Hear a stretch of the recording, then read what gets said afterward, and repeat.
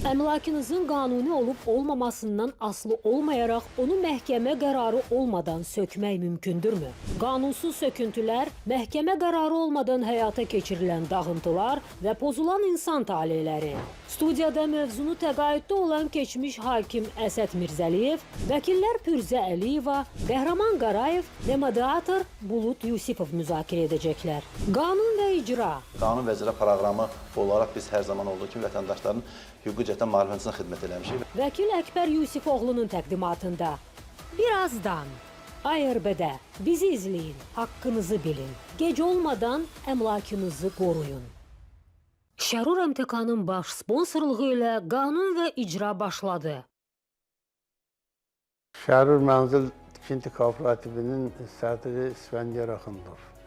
Şirkət artıq 30 ildir ki, Bakı şəhərində mənzil tikməklə məşğuldur. Ona görə də çox böyük təcrübəyə malikdir. Yəni binalarımız həm keyfiyyətli, həm dayanacaqlı, həm də vaxtında qazın suyun işığını veririk. Ona görə də biz müraciət edirik sakinlərə.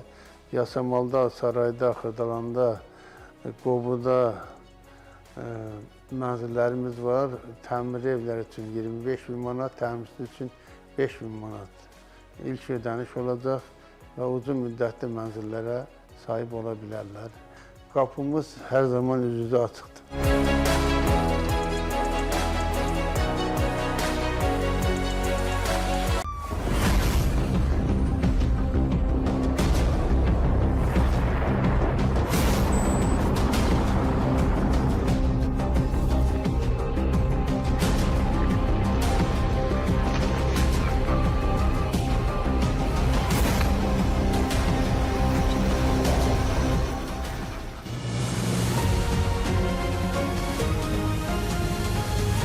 Qanun və icra proqramı biz yenə sizinləyik. Bugünkü mövzumuz çox maraqlı bir mövzudan ibarətdir.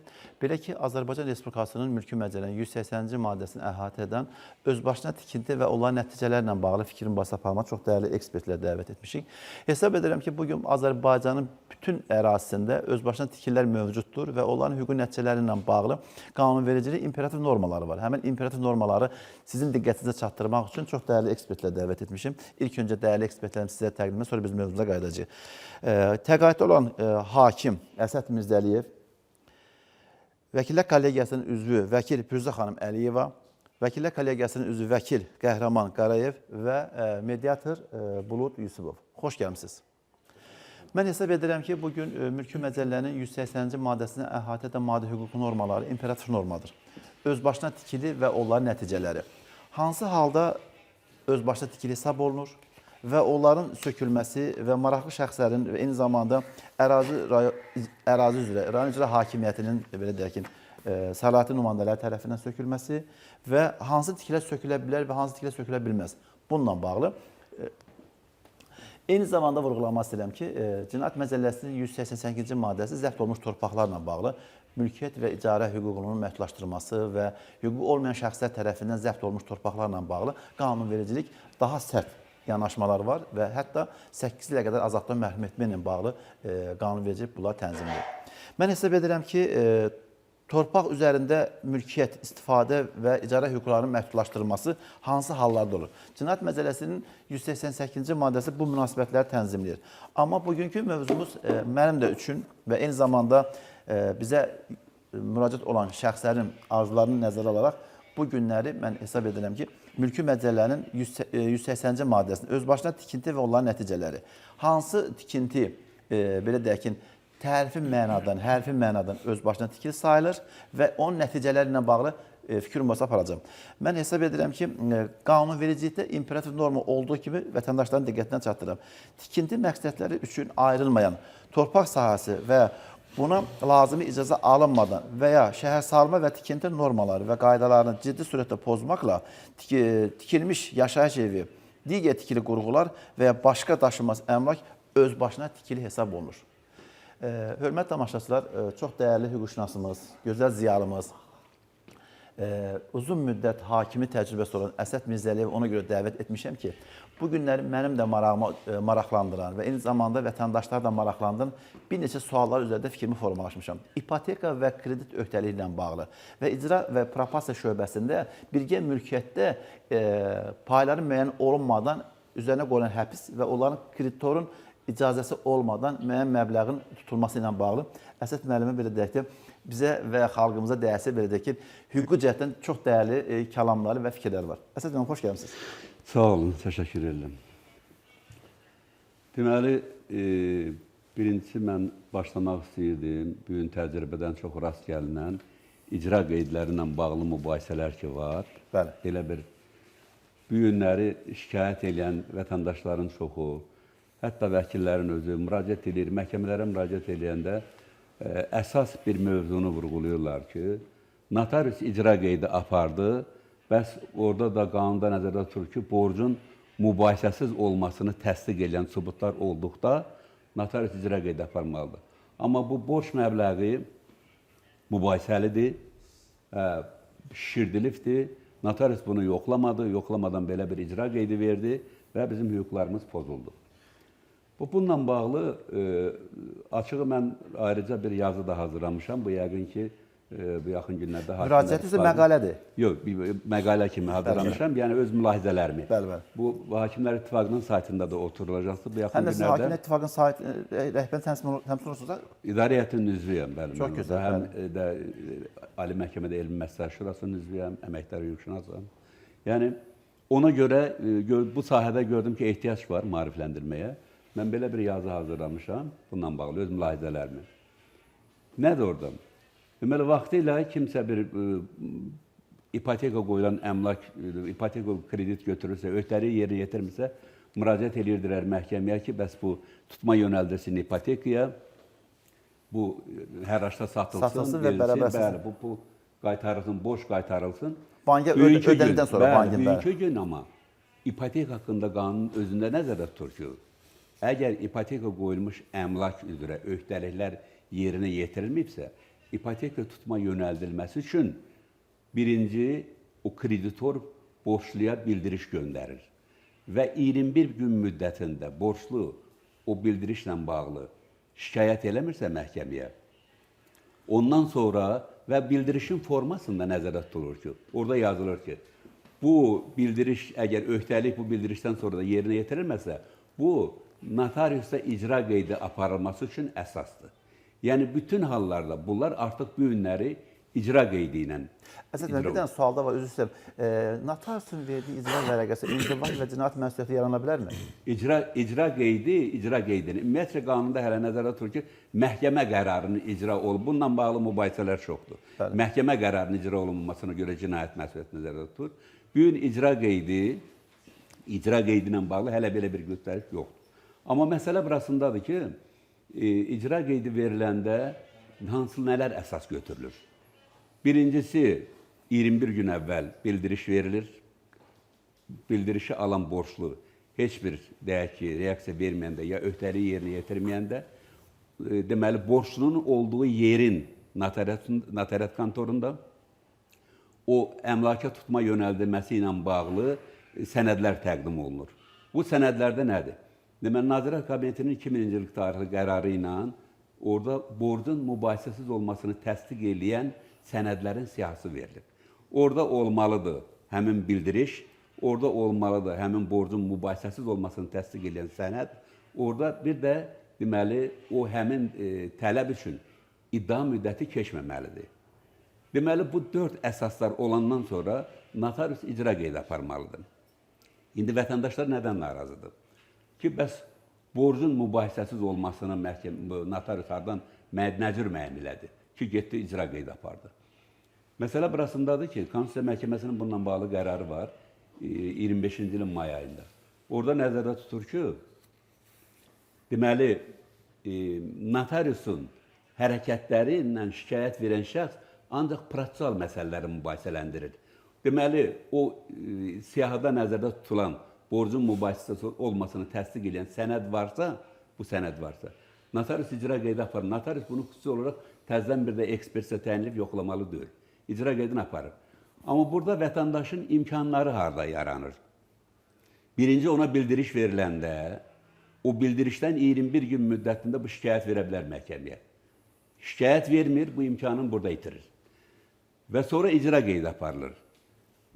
Notariat haqqında qanunun 76-cı maddəsində nəzərdə tutulur ki, hətta icra qeydi aparılandan sonra, deməli, o icra qeydinin aparılmasına əsas olmuş məbləğ ki var, həmin məbləğ yenidən məhkəmə qaydasında mübahisələndirilə bilər. Tərəf gedib bunu mübahisələndirə bilər. Lakin bu günləri müraciət edənlərin əksəriyyəti müraciət edir ki, məhkəməyə icra qeydi ləğv olunsun, o məbləğ nə bilim düzgün hesablansın ya silinsin. Konstitusiya məhkəməsi izah edir ki, belə bir tələb olanda cavabdeh notarius deyil. Cavabdeh kreditordur, hansı ki tələbkar. Notarius burada üçüncü şəxs qismində cəlb olunmalıdır. Və həmin məbləği də məhkəmə müəyyən eləsə ki, həqiqətən də şişirdilmiş məbləğdir, o dəqiq məbləğ nədirsə, onu lap ekspertisə təyin etməklə müəyyən eləyə bilər.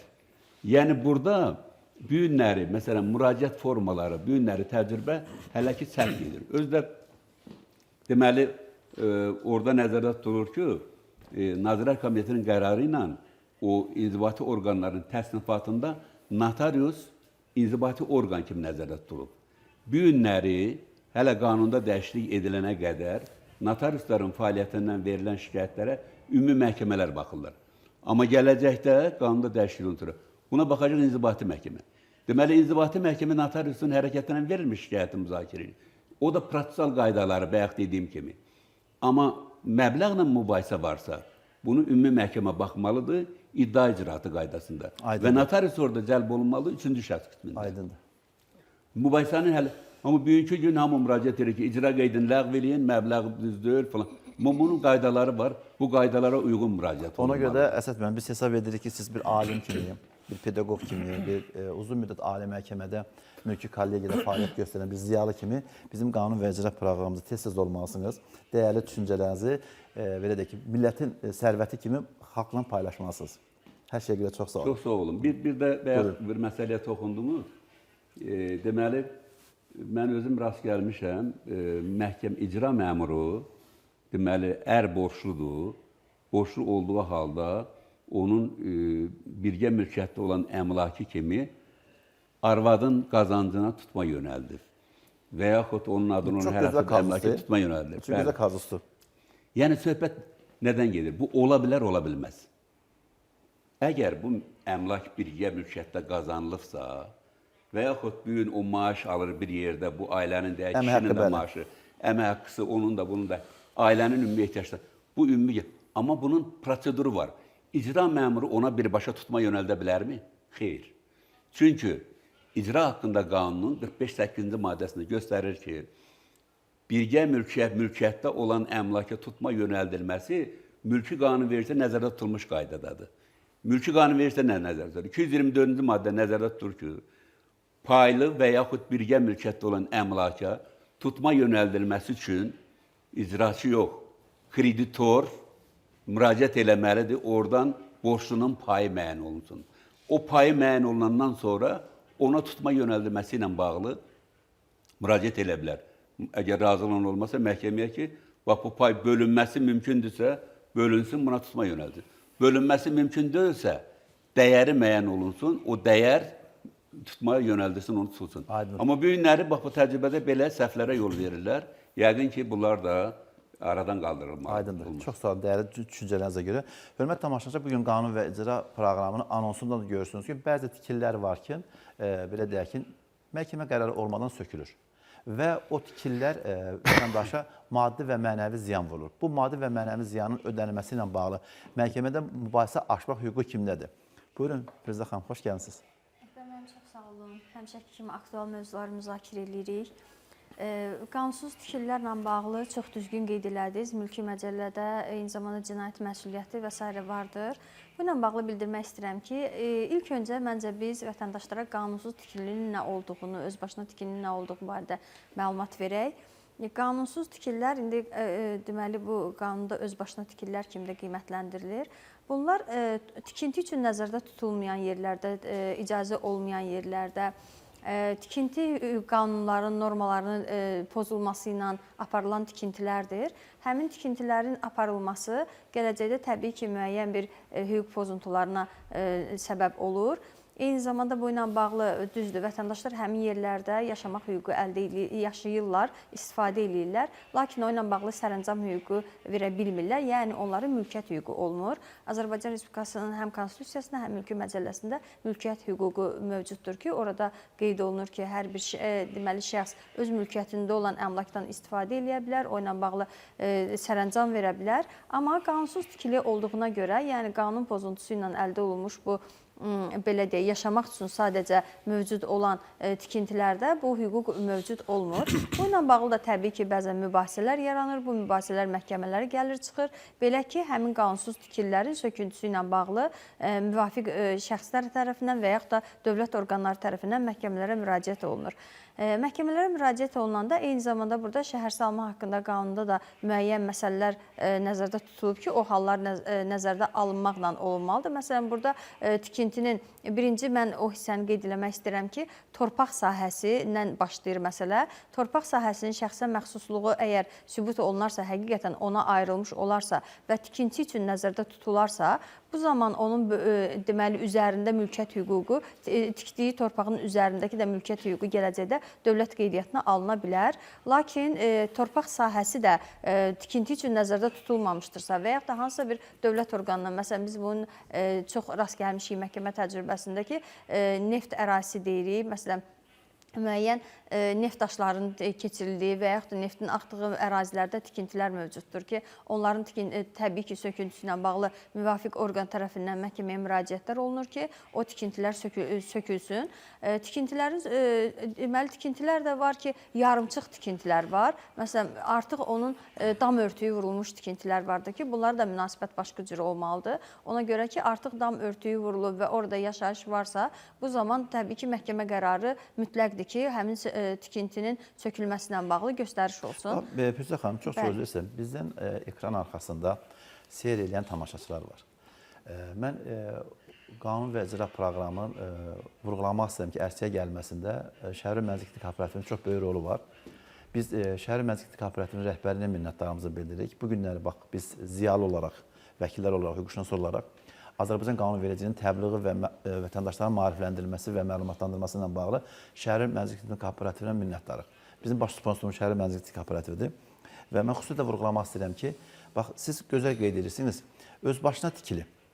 Öz başına tikiliyə qanunverici bir dənə cümləni kifayətlənir. Öz başına tikili mülkiyyət hüququ əldə etmək mümkün deyil. Bəli. Yalnız və yalnız o halda mülkiyyət hüququ əldə edə bilərsən ki, torpaq sənin xüsusi mülkiyyətində olsun. Bəli. Bax, bununla bağlı torpaq sənin xüsusi mülkiyyətindədir. Vətəndaşlar görürsən, orada tikirlər və məhkəmə qaydasında mülkiyyət hüququnun əldə edilməsinə imkan verilir. Amma öz başına tikirlər, mülkiyyət hüququ əldə etmək üçün əsas deyil. Buyurun. Buyurun, Qəhrəman müəllim. Çox sağ olun, Əşbər müəllim. İcazə versəniz, ilk öncə tamaşaçılarımızı salamlayaq. Buyurun, xoş gəlmişsiniz. Həmkarlarımızı, o cümlədən sizə bu verilişin ərsə gəlməsində əmək olan hər kəsə təşəkkürümüzü bildiririk ki, mən həmişə demişəm, bizim hörmətli kolleqalarla bir yerə gələndə həm özüm nəsə öyrənirəm, həm də ki, indi mümkün qədər bildiyimizi də paylaşırıq ki, ondan kimsə faydalansın. Buna görə təşəkkürümü bildirirəm. Yəqin ki, mövzumuz bu qanunsuz tikililərlə bağlıdır, onun sökülməsi ilə bağlıdır. Hətta onun hüquqi nəticələrlə bağlıdır. Hüquqi nəticələrlə bağlıdır. İndi burada məndən əvvəl də mənim dəyərli həmkarlarım bu müəyyən mənada buna izah verdi. Həm də biz çalışıb tamaşaçının daha başa düşə biləcəyi dildə və yaxud konkret hüquqi prosedurlar yox, faktiki onların elədiyi hərəkətlər, yaşadıqları ilə bağlı. Yaşadıqları və yaxud. Birinci ümumiyyətlə izah olunmalıdır ki, həm də ki, o qanunu və yaxud qanunsuz öz başına tikili adı nə qoyuruqsa, hər bir halda biri qanun, hüququn tanıdığı tikintidən söhbət gedir. Biri isə tanımadı. Hətta tanınmayanların da özləri müəyyən kateqoriyalara bölünür. Hansı ki, mülkiyyət hüququnun tanınması ehtimalı olan tikililər öz başına tikilidir və yaxud mümkün olmayan və s. Buna görə də birinci bizim bütün bunların hamısı da biz təməli, hüquqi bazası bəlli məsələdir ki, bizim konstitusiyamızdan irəli gəlir. Bizim çox gözəl konstitusiyamız var, çox gözəl qanunlarımız var, çox müfəssəl, obyektiv, humanist. Bax, bu tikinti ilə bağlı, ümumiyyətlə mənzil, yaşayış sahəsinin əldə olunması ilə bağlı da burada da yenə mənbə bizim gözəl konstitusiyamızdır. Konstitusiyanın 13, 27, 29, 33, 43 bu maddələr nədir? Bu ümumiyyətlə mülkiyyət münasibətlərinə qiymət verilir ki, mülkiyyətin növü və s. Bizə lazım olan əsas orada həmin o konstitusiyada nəzərdə tutulur vətəndaşların mənzil hüququ, bir də mənzil toxunulmazlığı hüququ. Mənzil hüququnun özündə də dövlətin üzərinə götürdüyü öhdəlik var ki, konstitusiyamızda nəzərdə tutur ki, vətəndaşların mənzil şəraitinin yaxşılaşdırılması, mənzil tikintisinə dövlət rəvac verir. Cümadır, bəli. O cümlədən də bununla bağlı xüsusi qaydalar, xüsusi proqramlar hazır. Burada bəlli məsələdir ki, dövlət dediyimiz qurum bizim qurduğumuz bir mexanizmidir ki, bizim həm hüquqlarımızı müdafiə eləsin, həm müəyyən hüquq çərçivəsində bizim əmlak, təhsil və s. və digər hüquqlarımızın həyata keçirilməsində həm bizə dəstək olsun, həm də onun pozulmasından digər, belə deyək də, hüquqi aktlarla və yaxud dövlət qurumlarından onun pozulmasının qarşısını alınsın. Burada da bu ümumiyyətlə vətəndaşların ən fundamental, hətta beynəlxalq hüququn tanıdığı mülkiyyət hüququ, mülkiyyət hüququnun içərisində də yaşayış sahəsi, mənzil, ev və s. bu həyati əhəmiyyətli bir hüquqlardan biridir. Bunun üçün də bəlli məsələdir ki, həm dövlətin bir öhdəliyidir vətəndaşlar üçün mənzil hüququnun gerçəkləşməsi üçün şərait yaratmaq, həm də onun qorunması. İndi bunun üçün də xüsusən də bizdə mövcud praktikada, hazırda narahatçılıq olunan, mübahisə yaranan, xüsusən də fərdi yaşayış evlərinin tikintisi və yaxud bunlarla bağlı hüquqların tanınması ilə bağlı. Bax, qəhrəman, bu yaxınlarda gördüyünüzdə sosial şəbəkədə paylaşıldı. Bizim bir reklam aramızda, sonra biz özümüzdə qaydacağıq. Şərur MTK-nın baş sponsorluğu ilə qanun və icra reklamlardan sonra davam edir. Hörmətli tamaşaçılar, bugün qanun və icra proqramı Şəhərin Mənzil Kooperativinin baş sponsorluğu ərsəyə gəlib. Mən Şəhərin Mənzil Kooperativinin bu günləri Bakı və Bakı ətrafında tikdiyi və inşa etdiyi çox saylı, çox mərtəbə binalar barədə sizin məlumatlandırmaq istəyirəm. Şəhərin Mənzil Kooperativi təmiri evlər üçün ilkin ödəniş olaraq 25 min manat təklif edir və eyni zamanda təmirsiz evlər üçün 25 min manat təklif edir. İstənilən şəxslər, yəni hüquqşünaslarınızdan, eyni zamanda vəkillərinizdən bizim Şəhərin Mənzil Kooperativində müqavilə şöbəsinə yaxınlaşa bilərsiniz və müqavilənin şərtlərlə tanış olub Bakı və Bakı ətrafında Şəhərin Mənzil Kooperativində inşa olunan binaları hissə-hissə ödənişlə mülkiyyət hüququ əldə edə bilərsiniz. Şəhərin Mənzil Kooperativi müqavilə üzrə qaz, işıq, su və digər kommunikasiya xətlərinin vaxtında çəkilməsi, müqavilə üzrə tikinti üzrə götürdüyü öhdələ vaxtında icra etməyi özü önə götürür və hesab edirəm ki, Şəhərin Mənzil Kooperativine yaxınlaşmaqla hissə-hissə ödənişlərini Bakı və Bakı ətrafında mülkiyyət hüququ əldə edə bilərsiniz. Bugün, qəhrəman, buyurun. Bu tikinti, xüsusən bayaq dediyim kimi, hazırki mübahisələr, fərdi yaşayış evlərinin tikintisi ilə bağlı, onların sənədləşdirilməsi və yaxud sökülməsi ilə bağlı. Bunun üçün bildirmək istəyirəm ki, bizim şəhərsalma və tikinti məcəlləsi var. Düzdür, əvvəlki o qüvvəyə səhv eləmədimsə 2013-cü ildə qüvvəyə minənə qədər vətəndaşlar da fərdi yaşayış evinin tikintisi üçün hansısa bir dövlət orqanından icazə alması tələb olunurdu. Lakin həmin şəhərsalma tikinti məcəlləsi qüvvəyə minəndən sonra artıq hansısa dövlət qurumundan icazə deyil, məlumatlandırma icraatı qaydasında. Bunun üçün də çox sadə bir, yəni hansı ki, bütün vətəndaşların eləyə biləcəyi əsas, belə deyək də, bir neçə dənə şərt var. Şərtlərdən ən birincisi və istisnasız olanı tikinti aparılacaq torpaq sahəsi, düzdür, bəzən qanunda hərfi mənada mülkiyyətində olması deyil, amma şəhərsalma tikinti məcəlləsində həm mülkiyyətində, icarəsində və istifadəsində qanuni olan torpaq sahəsi olması kifayətdir ki, və bunun üzərində də tikinti aparmaq üçün həmin aparılacaq tikintinin, hansı ki, şəhərsalma tikinti məcəlləsinin səhv eləmirəmsə 80-ci maddəsində qeyd olunur, mərtəbələrin sayı 3-dən çox olmamaq, ümumi hündürlüyü 12 metr, aşırımların sayı 6 metrdən hansı ki, əslində bizim tikiləcək o hansı fərdi yaşayış evləri bu ölçüdə olması heç ehtiyac da deyil. Və əhatələnir. Həmin tikintinin eskiz layihəsi deyirik, belə sadələşdirilmiş və qısaldılmış formasında.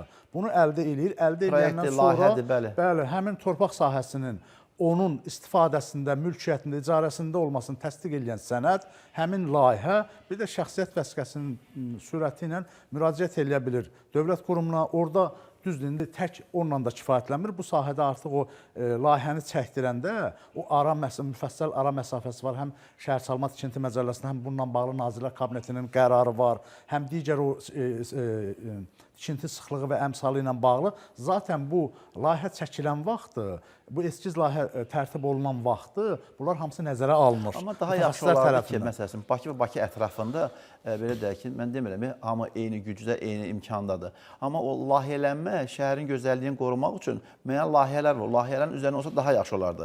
Yox, düzdür, əslində həmin qanun bunu tənzimləyir. Həmin ərazinin baş planı olmalıdır. Baş plana olursa, bəli, həmin o layihə ona uyğun həyata keçirilməlidir. Və ən, belə deyək də, aktual məsələ həmin o tikintilərin, belə özbaşına tikintilərin sökülməsi və s. məsələlərdir ki, irəliləyən dəqiqəmizdə imkan olarsa, bunun üstündə bir geniş izahat verərik ki, hansı halda, hansı orqan, necə sökə bilər, sökə bilməz və s. Buradan xoş gəlmişsiniz. Buradan ümumiyyətlə, mediasiyanın bugünkü vəziyyəti və barışıq və müraciət edən şəxslərin çoxluğu xanımlar yoxsa bəylərdir? Bəli, mən ilk öncə tamaşaçılarımın, ekspertləri və sizi salamlayıram ki, dəvət eləmişsiniz belə bir gözəl mövzuda cəmiyyətimizə bir maarifləndiririk. Bu günləri mübahisənin Əkbər müəllim mediasiyada demək olar ki, daxil olan 100 dənə ərizənin 80 dənəsi qadınlar tərəfindən verilir. Amma yenə deyirəm, mediasiya bu günləri o qədər inkişaf edib ki, Azərbaycanda artıq 400-dən artıq mediatorumuz vardı. Deməli, keçən il dekabra qədər 71 mediasiya təşkilatı fəaliyyət göstərdir ki, bunun çox hissəsi Bakıdadır və rayonlarımızda da vardır. Daxil olan ərizələrdən bu il 3 ay ərzində 11.238 nəfər hardasa ərizə ilə müraciət edibdir. Bunun 1700 hardasa 1750 ya 55 nəfərində artıq barışıq sazişi bağlanıbdır. 5000 neçəsində də isə deməli araçlar olubdur. Yəni davam etdirməmə eyni qaydada araçlar olubdur. Hardasa bu da daxil olan ərizələrin 46.5%-nə qədər barışıq əldə olunubdur. Yəni bundan əlavə kötürlülər də barışıq əldə olur. Alınmə ödənməsində, əmlak mübahisəsində, yoxsa elə əmlaklarda da olur. Əkbər müəllim, kommersiya məsələlərdə olur. Artıq yaxınlaşırlar, könüllü müraciət edirlər. Bizim demək olar ki, barışığın ən çoxu ailə məsələlərində olubdur. Dediyiniz kimi torpaq məsələsində də mediasiya müraciət olunanda yazırlar ki, bəs nişanın pozulması, əmlak tələbi, uşağın ana himayəsinə qalması, aliment və biz əmlak tələbində aydınlaşdırırıq ki, nə əmlakdır? Bəs deyirlər ki, bizim şəxsi fərdi evimiz vardır. Sonradan müəyyən olunur ki, bu evin heç bir sənədi yoxdur. Yəni, bugünkü mövzumuza uyğun qanunsuz və özbaşına tikili. Heç bir tikinti razılığı yoxdur. İcra hakimiyyətindən, bələdiyyədən belə dərəcə sənədləri yoxdur. Demək olar ki, zəbt ediblər, tikiblər. İndi deyək ki, ayrılırlar, amma köhnədən belə bir ifadə var, gecə qondu deyirlər. Bəli, gecə qondu. Tərəf bir-birindən deyir ki, bəs evin yarısını mənə verməlidir. Mən sual verirəm ki, necə verəcəyim hesab? Bu evin sənəti yoxdur, çıxarışsız bir evdir. Və məhkəmə də buna bağlı bir yapara bilmir. Məhkəmə qərar da verə bilməyəcək, qiymət də verə bilməyəcək. Sadəcə orada nə əmlaka pul xərcləmişsinizsə, onun bir hissəsini tələb edə bilirsiniz. Amma belə formalaşmış bir məhkəmə təcrübəsi var, o qanunsuz tikililərlə bağlı. Qanunsuz tikililərdə, belə deyək də, biz indi onlara daha çox belə deyim də, fikir bildiririk ki, bu əmlakda paylar bölünməsi mümkün deyilsə, bir tərəf digər tərəfdən çəkilmiş xərcin pulunu tələb edirlər. Yəni o qaydada bir tərəf digər tərəfdən pulunu belə deyək, tələb edirlər. Bir balaca əlavə edeyim. Buyurun. Deməli, Ali Məhkəmə qərarlarında bu məsələ ilə bağlı daha dəqiqləb. Əvvəllər belə idi ki, məsələn, ər-arvad gedib öz başına bir tikinti tikiblər Bu günləri ayrılanda qadın deyir, mənim ora hüququmu tanı və ya köçür. Problemlər çox Və yaxud olurdu. kişi deyir, mənim hüququmu tanı. Və yaxud deyir ki, kişi deyir, mənim hüququmu tanı. Ali məhkəmə son bir məhkəmə təcrübəsinin vahidliyin belə təmin etmək üçün belə bir qərar qəbul elədi ki, əgər tikinti öz başına tikinti ər-arvadın birgə vəsaiti hesabına tikilibsə və yaxud birgə vəsaiti hesabına kimdənsə alınıbsa, o rəsmiyyətdə olmayan belə öz aralarında müqavilə ilə alırlar da. Belə olan vəziyyətdə əgər tərəflərdən biri, ər və ya arvad, həmin əmlakın faydalı xassələrindən istifadə etmək imkanına malik deyilsə, tutalım ki, gedir, qovurlar bunu orada. Ya deyir, öldürəcəm, ya asacam, keçəcəm. Müxtəlif vasitələrlə də nəsə. İmkan vermir orada yaşamağa. Belə olan vəziyyətdə o həmin əmlaka çəkilmiş o xərcin yarısını qarşı tərəfdən tələb edə bilər. Çox sağ olun. Əvvəllər belə yox idi. Çox sağ olun. İndi bugünkü gün düzdür. Bazar dəyərin yox. Çəkilmiş vəsaitin, onun inşasına çəkilmiş vəsaitin yarı xərcini tələb edə bilər. Və bu da bugün təcrübədə çox istifadə olunur və rahat da... Yəni, bundan bağlı bir formalaşır, məhkəmə təcrübəmiz var. Belə bir məhkəmə təcrübəsi formalaşır. Buyurun, Füzə xanım, nəsə əlavə eləməsiniz? Mən də elə o hissəni həmkarımız dedi. Deməli, əvvəllər bu məsələ yox idi. Ali məhkəmənin plenum qərarı sonra artıq məhkəmələrdə bu məsələ var. Biz də insanları bu ilə bağlı maarifləndirək ki, qoy bu cür bəzən olur ki, məsələn, xanımlar ən çox mənə də məsələn müraciət edəndə deyirlər ki, onlar öz başına tikilidir, amma biz onu almışıq və yaxud da öz vəsaitimiz hesabına almışıq və yaxud da özümüz almışıq torpağı. Hər hansı bir qaydada indi bilirsiniz ki, qanuni sənədlər olur, qanunsuz tikililər olur. Biz bunlardan elə danışırıq. Qanunsuz tikililər də nəticədə öz başına tikili eləyiblər. Bu ilə bağlı tövsiyə edirəm xanımlara ki, məhkəmə təcrübəsi artıq formalaşıb. Ali məhkəmənin plenum qərarı çıxandan sonra həqiqətən məncə bu sevindirici haldır. Çünki xanımların o ilə bağlı ən çox da xanımların olur deyə müraciət deyirəm. Olsun da vətəndaşların yəni bu ilə bağlı hüquqları pozulurdu. Hal-hazırda bərpa olunur. Bax, qanun və icra proqramı aparıcısı kimi 180-ci maddədə əhatə olan konkret bir neçə norma var. O normalardan da biridir. Kitabda olduğu kimi söyləyirəm. Öz başına tikiliyə mülkiyyət hüququ əldə etmək qeyri-mümkündür. Bəli. Yalnız və yalnız torpaq üzərində mülkiyyət hüququnuz varsa, hər hansı bir tikili apara bilərsiniz. O tikili apardıqdan sonra daşınmaz əmlakın dövlət reyestri xidməti ərazi üzrə müraciət edib imtina ala bilərsiniz və yaxud da ki, hüquqlarınızı dövlət qeydiyyatına aldıra bilərsiniz. İmtina aldığınız təqdirdə qanunvericilik birbaşa göstərir ki, daşınmaz əmlakın dövlət reyestri xidmətinin imtinadan sonra ərazi üzrə inzibati məhkəməyə müraciət edib mülkiyyət hüququnuzu məhkəmə qaydasında tanıda bilərsiniz. Buyurun. Əfəm müəllim, orada bir məsələni də qeyd edirəm. İndi vətəndaşlar belə fikirləşməsinlər ki, torpaq mənim mülkiyyətimdədir.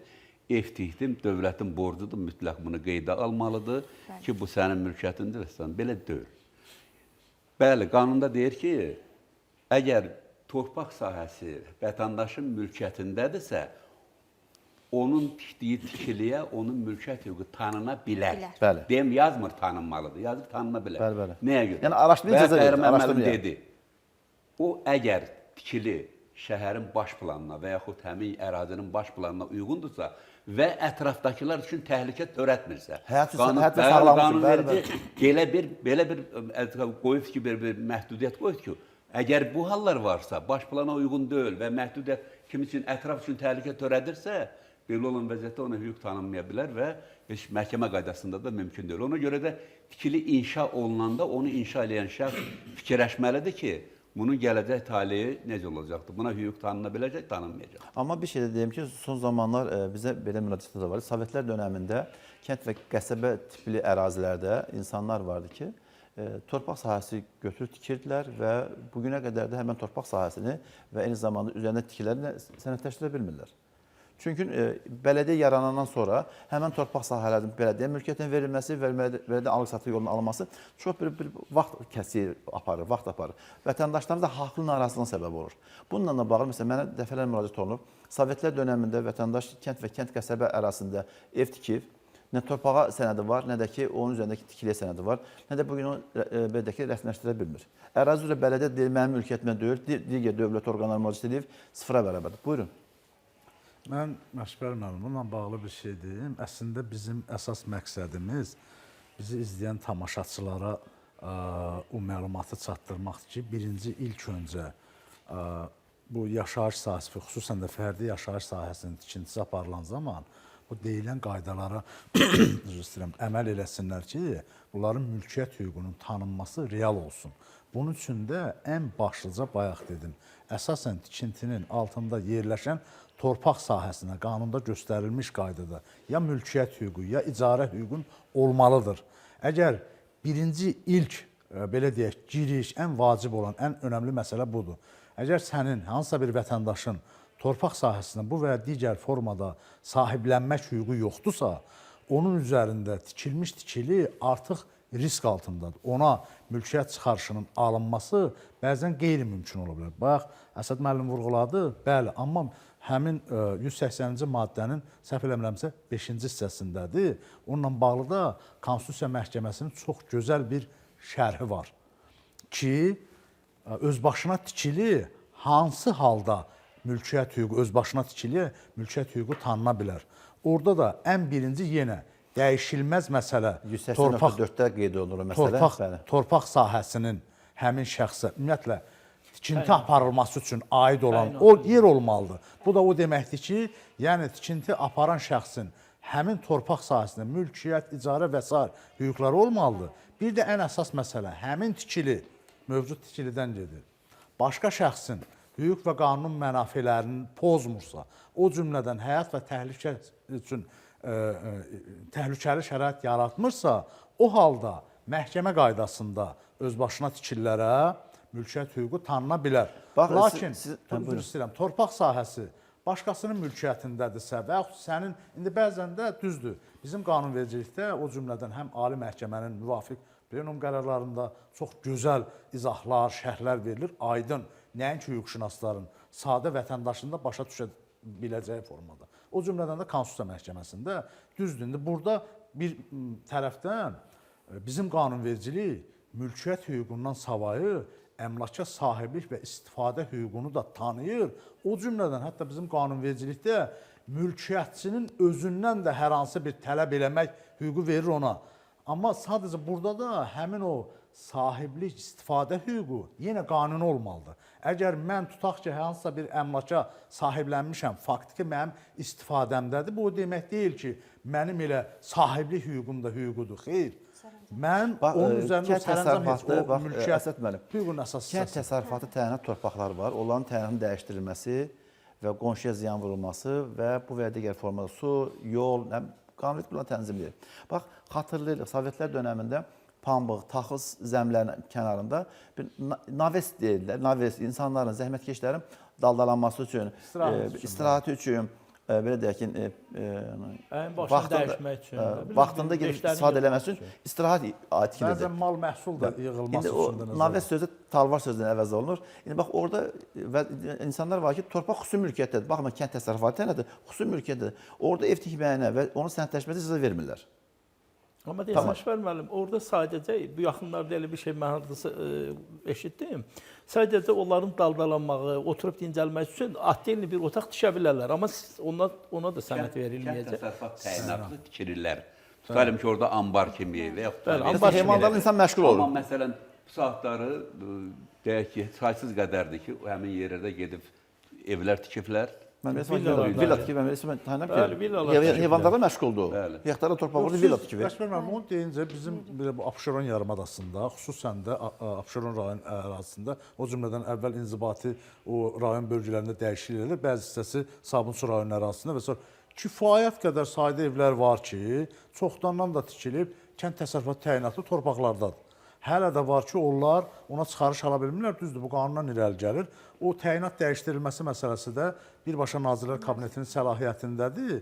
İndi hesab edirəm ki, bununla bağlı da artıq bilirsiniz, bir reallıq deyilən bir şey də var. Siz dediyiniz bizim, belə deyək də, aqrar sahə ilə məşğul olan kənd və rayon qəsəbələrdə bəlli məsələdir ki, onu hansısa bir formada qanun qadağan edir. Əslində məqsəd də bəllidir. Amma bizimki Meytəbə ərazisində. Bəli, orada artıq deyək ki, köhnədən qalmış yoldaşçılıq, nə bilim, nə safxozun nədir. İndən belə orada o kənd təsərrüfatı təyinatı üzrə o torpaqların istifadəsi qeyri-mümkündür. Həm çoxdan tikililərin altındadır, həm də ki, zaten orada o maddi texniki baza, nə bilim o təşkilatlar, kolxoz, savxoz Bağçılıq, bostançılıq, onun üçün onlar də ləğv olub bunun gedib. yeganə bir əsas var ki, yeganə bir yolu var ki, indi müvafiq qaydada, vətəndaşlar kütləvi qaydada, bələdiyyələr, indi bayaq dediyiniz əsas problem də ondan ibarətdir ki, çox aktual bir məsələdir. Bələdiyyələrin özünün coğrafi əraziləri, xüsusən Bax, cinayət qanunvericiliyində belə bir norma var. Yəni, biz hamımız yetərincə hüquq camisində söz sahibi olan insanlara.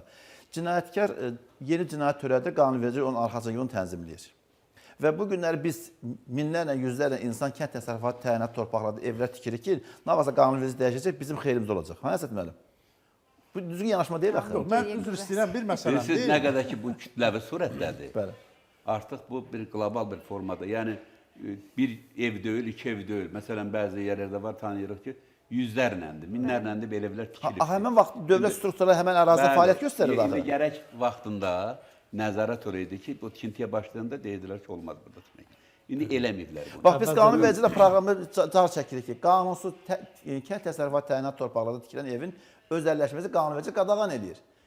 Bununla necə demək lazımdır? Çox maraqlıdır odur ki, evlərin çoxunu etibarnamə ilə satırlar. Vətəndaşlar- Etibarnamə ilə satılan bu mülkiyyət hüququ əldə etmək. Vətəndaşlar bilmədən, düzdür, indi biz təkcə kənd təsərrüfatı təyinatlı deyirik. Amma ümumiyyətlə fərdi yaşayış evinin tikintisi üçün yaşayış sahəsinin torpaqları, orada bizim torpaq məcəlləsinə uyğun olaraq torpaqların bir neçə kateqoriyası var. O cümlədən rabitə, nə bilim, nə sərvəsair, dövlət təyinatlı. Qadağan olunmuş zonalar var. Orada, Təhlükə bəzən zonalar görürsən var. ki, adam gətirir ki, mənim o torpağa çıxarışım var. Mən çıxarışda olması kifayət deyil.